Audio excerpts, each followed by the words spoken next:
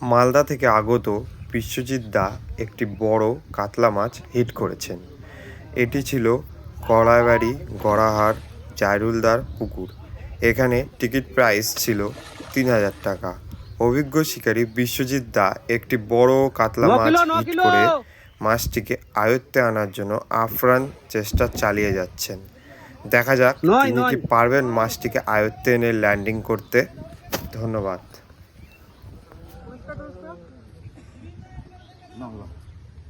চলো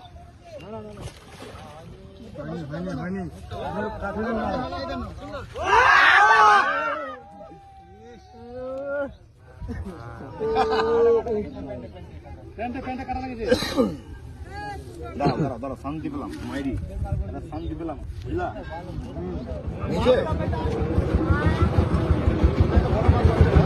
সুইবেলটা খুলে দাও, আমি ছিপটা খুলে দিই। সুইবেল ভিতরে ঢুকে গেছে ভাই।